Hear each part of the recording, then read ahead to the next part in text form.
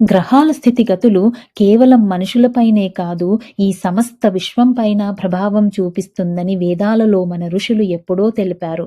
అయితే ఈ గ్రహాలలో ముఖ్యంగా బృహస్పతికి అంటే జూపిటర్‌కి ఈ కుంభమేళాకి చాలా దగ్గర సంబంధం ఉంది. అయితే ఈ బృహస్పతి ఎప్పుడైతే సూర్యుడితో, చంద్రుడితో ఒక వరుసలో ఉంటాడో అప్పుడు భూమిపైన శక్తి తరంగాలు అధికంగా ప్రభావితం చెంది ఉంటాయి. ఈ శక్తి తరంగాలు భూమిపైనున్న ఎన్నో పుణ్య నదులలోకి ఆకర్షించబడతాయి.